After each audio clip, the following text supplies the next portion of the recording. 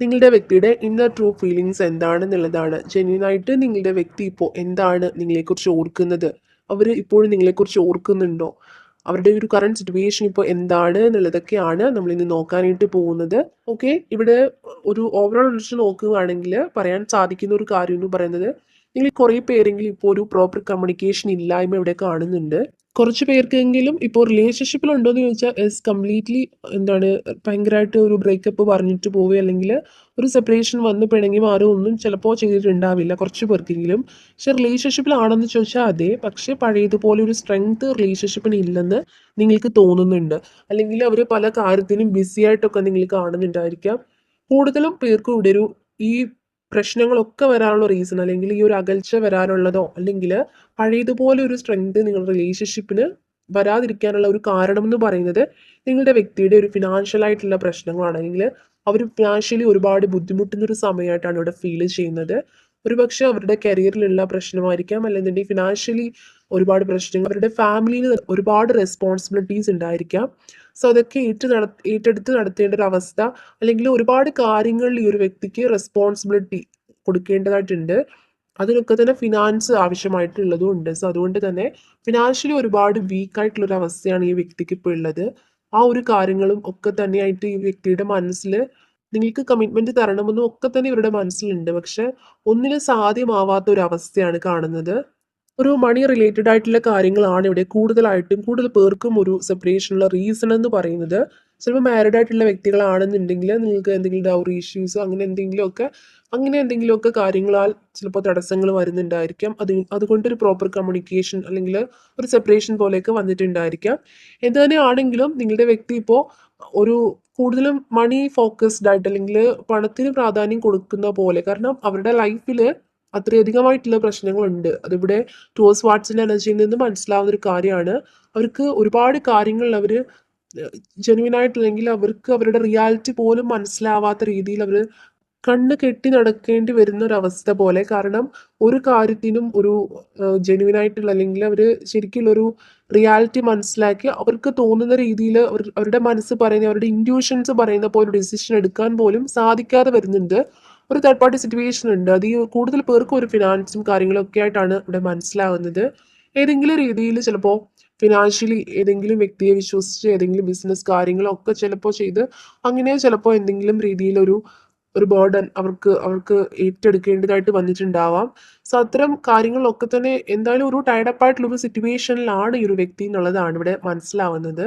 എന്നിരുന്നാലും 8 of കപ്സിൻ്റെ energy ആയിക്കോട്ടെ, page of cups ആയിക്കോട്ടെ, ഒക്കെ തന്നെ ഒരു എനർജി പറയുന്നത് ഏതൊക്കെ ആക്ടിവിറ്റീസിൽ ഏർപ്പെട്ടിട്ടുണ്ടെങ്കിലും ഇപ്പൊ എത്രയധികം ബുദ്ധിമുട്ടുള്ള ഒരു സിറ്റുവേഷൻ ആണെങ്കിലും അവരുടെ മനസ്സിലുള്ള ഓർമ്മകൾ എന്ന് പറയുന്നത് നിങ്ങളുമായിട്ടുണ്ടായിരുന്നതും, അല്ലെങ്കിൽ ഇനിയും നിങ്ങളുമായിട്ട് ഉള്ള റിലേഷൻഷിപ്പിലായിരുന്നപ്പോൾ ഉള്ള ഓരോ മൊമെന്റ്സും, അല്ലെങ്കിൽ ഭയങ്കര ഒരുപാട് മെമ്മറീസ് തന്നിട്ടുള്ള ഓരോ മൊമെന്റ്സും ഒക്കെ തന്നെ അത് വീണ്ടും റീക്രിയേറ്റ് ചെയ്യണം, അതുപോലെ ഒന്ന് സാധ്യമായിരുന്നെങ്കിൽ എന്നൊക്കെ അവർ ആലോചിക്കുന്ന ഒരു നിമിഷമാണിത്.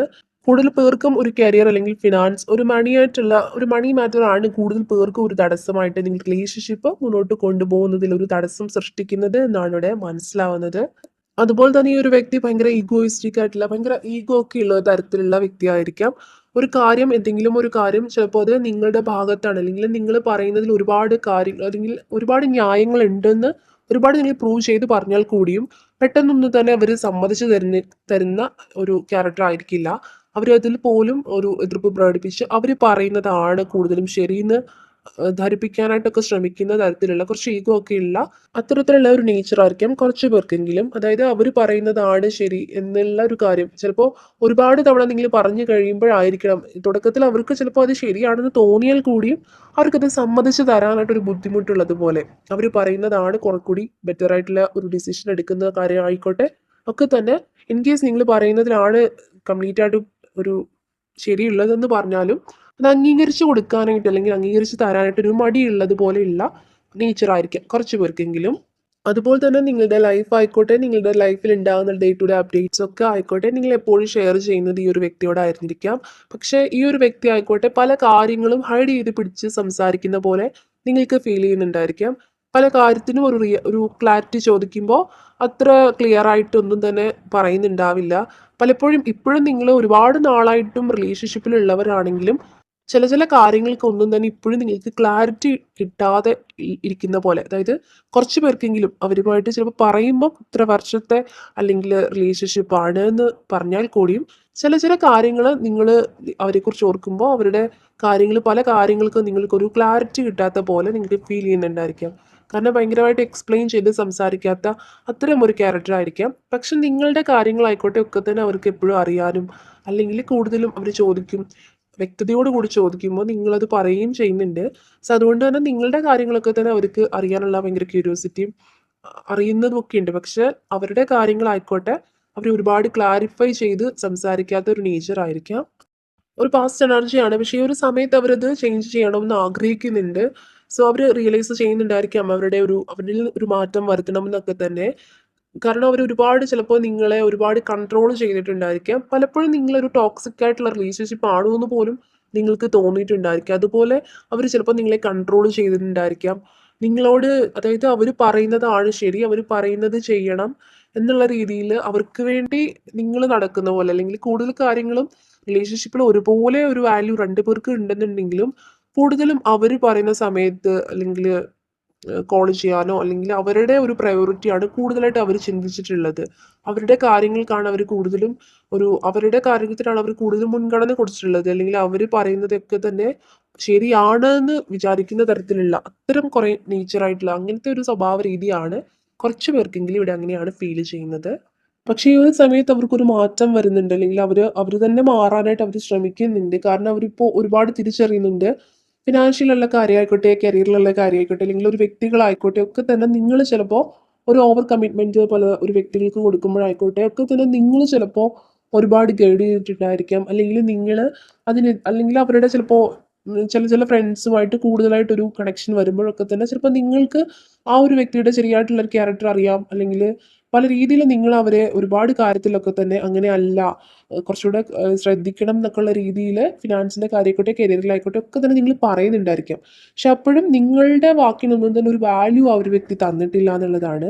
പക്ഷെ ഈ ഒരു സമയത്ത് അവർ തിരിച്ചറിയുന്നുണ്ട് ആരായിരുന്നു അവരെ ഒരു തിങ്കിങ് എനർജിയാണ് ഇവിടെ കാണുന്നത്. സോ ആരായിരുന്നു അവരെ കൂടുതലും യൂസ് ചെയ്തത് അല്ലെങ്കിൽ ആരായിരുന്നു യഥാർത്ഥത്തിൽ അവരോട് സ്നേഹം കാണിച്ചത്, ഒന്നും എക്സ്പെക്ട് ചെയ്യാണ്ട് തന്നെ അവരുടെ നല്ലത് ആഗ്രഹിച്ചത് ആരാണ് എന്നുള്ളതൊക്കെ ഒരു തിങ്കിങ് എനർജിയാണ് അവർക്ക് ഇവിടെ വരുന്നത്. സോ അതുകൊണ്ട് തന്നെ അവർ ആലോചിക്കുന്നുണ്ട്.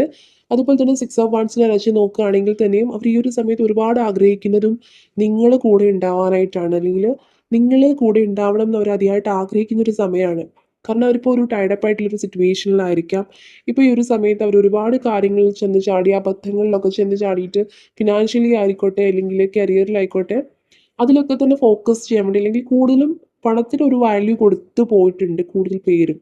അത് കുറ്റം പറയാൻ പറ്റുമോ എന്ന് ചോദിച്ചാൽ അവരുടെ സാഹചര്യം അങ്ങനെ ആയിരുന്നെങ്കിൽ കൂടിയും നിങ്ങൾക്ക് ഒരു കമ്മിറ്റ്മെന്റ് തരായിരുന്നു എന്ന് അവർ ഈ ഒരു സമയത്ത് ആലോചിക്കുന്നുണ്ട്.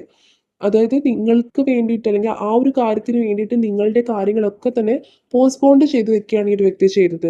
അല്ലെങ്കിൽ നിങ്ങൾക്കത് എത്രമാത്രം വിഷമം ഉണ്ടാവും എന്നൊന്നും തന്നെ ആ ഒരു സമയത്ത് ചിന്തിച്ചിട്ടുണ്ടായിരുന്നില്ല. പക്ഷെ ഈ ഒരു സമയത്ത് അവരുടെ അതായത് നിങ്ങൾ ചിലപ്പോൾ എപ്പോഴും ഇങ്ങനെ കൂടെ ഉണ്ടായി എന്ത് പിണക്കം വന്നാലും കൂടുതലും നിങ്ങളായിരിക്കാം പോയി മിണ്ടുന്നതും അല്ലെങ്കിൽ ചെറിയ ചെറിയ പിണക്കങ്ങളാണെങ്കിലും നിങ്ങളായിട്ട് തന്നെ അത് മിണ്ടി പിന്നെയും ഈ ഒരു റിലേഷൻഷിപ്പിന് റീബർത്ത് കൊടുത്ത് കൊണ്ടിരുന്നൊരു വ്യക്തി എന്ന് പറയുന്നത് നിങ്ങളായിരിക്കാം. സോ അതുകൊണ്ട് തന്നെ അവർ വിചാരിച്ചിരുന്നത് ഇനി നിങ്ങളോടൊരു അകൽച്ച കാണിച്ചാലും അവരുടെ ആവശ്യങ്ങളൊക്കെ കുറച്ച് ബെറ്റർ ആയിട്ട് ആയതിനു ശേഷം തിരിച്ചു വരാം. പക്ഷെ നിങ്ങൾ വീണ്ടും അങ്ങനെ ചെല്ലും എന്നൊക്കെ ആയിരുന്നിരിക്കാം. പക്ഷെ കുറച്ച് പേരെങ്കിലും ഇവിടെ നിങ്ങൾ സെൽഫ് ഫോക്കസ്ഡ് ആയിട്ട് മാറിയിട്ടുണ്ട്. നിങ്ങൾക്ക് ഒരുപാട് നിങ്ങൾ ഒരു അവഗണന പോലെ നിങ്ങൾക്ക് ഫീൽ ചെയ്തിട്ടുണ്ടായിരിക്കാം ഈ ഒരു റിലേഷൻഷിപ്പിൽ. തുടക്കത്തിലൊക്കെ തന്നെ ഭയങ്കര സ്ട്രെങ്ത് ഉള്ള റിലേഷൻഷിപ്പ് ആണെങ്കിലും ഈ ഒരു വ്യക്തി നിങ്ങളിൽ നിന്ന് അകന്നു തുടങ്ങിയ സമയത്ത് നിങ്ങൾക്കൊരു ക്ലാരിറ്റി പോലും ചിലപ്പോൾ ഈ ഒരു വ്യക്തി തന്നിട്ടുണ്ടാവില്ല. തുടക്കത്തിൽ തന്നെ ഞാൻ പറഞ്ഞിട്ടുണ്ടായിരുന്നു ഭയങ്കര ക്ലാരിഫൈ ചെയ്ത് അവരുടെ കാര്യങ്ങളൊക്കെ തന്നെ പുള്ളി തെറ്റാതെ ഒരു ഡേ ടു ഡേ അപ്ഡേറ്റ്സ് ഒന്നും തന്നെ നിങ്ങൾക്ക് അങ്ങനെ ക്ലിയർ ആയിട്ട് തരുന്നൊരു വ്യക്തി ആയിരിക്കില്ല. പക്ഷെ അതുകൊണ്ട് തന്നെ നിങ്ങൾക്കൊരു ഈ ഒരു അകൽച്ച വന്നപ്പോഴും കുറച്ച് പേരെങ്കിലും പറഞ്ഞിട്ടുണ്ടായിരിക്കാം ഫിനാൻഷ്യലി കുറച്ച് ഇഷ്യൂസ് ഉണ്ട് അല്ലെങ്കിൽ എന്തെങ്കിലും കരിയർ വൈസ് അല്ലെങ്കിൽ ഫാമിലിയിൽ അങ്ങനെ എന്തെങ്കിലുമൊക്കെ കാര്യങ്ങൾ പറഞ്ഞിട്ടുണ്ടെങ്കിലും എന്തിനാണെന്നുള്ളൊരു ക്ലിയർ ആയിട്ടുള്ളൊരു ആൻസർ ഇപ്പോഴും നിങ്ങൾക്ക് കിട്ടിയിട്ടില്ല എന്നുള്ളതാണ്. അതുകൊണ്ട് തന്നെ നിങ്ങൾ കുറേ പേര് ഒരുപാട് വിഷമിച്ചിട്ടുണ്ട്. തുടക്കത്തിലാണ് നിങ്ങൾ കൂടുതലും വിഷമിച്ചിട്ടുണ്ടായിരുന്നത്. പക്ഷെ ഇപ്പം നിങ്ങൾ കുറേ പേരെങ്കിലും ഏതെങ്കിലും രീതിയിലുള്ള കാര്യത്തിലൊക്കെ എൻഗേജ്ഡ് ആവാൻ ശ്രമിക്കുന്നുണ്ട്. അത് ഈ ഒരു വ്യക്തിയെ കംപ്ലീറ്റ് ആയിട്ട് മറന്നിട്ടല്ല, മറക്കാൻ ശ്രമിക്കാൻ വേണ്ടിയിട്ടാണ്. അല്ലെങ്കിൽ വീണ്ടും വീണ്ടും ഇങ്ങനെ നിങ്ങളായിട്ട് ഒരു സെൽഫ് റെസ്പെക്റ്റ് കളഞ്ഞിട്ട് പുറകെ പോകുമ്പോൾ എന്ന് നിങ്ങൾക്ക് തന്നെ ഒരു ഭയം തോന്നിയിട്ടുണ്ട്. സോ അതുകൊണ്ട് നിങ്ങൾ പലരും വിചാരിക്കുന്നത് കുറേയെങ്കിലും സെൽഫ് ഫോക്കസ്ഡ് ആവണം, നിങ്ങൾക്ക് വേണ്ടിയിട്ടും എന്തെങ്കിലുമൊക്കെ ചെയ്യണം എന്നൊക്കെ നിങ്ങൾ ചിന്തിക്കുന്നുണ്ട്.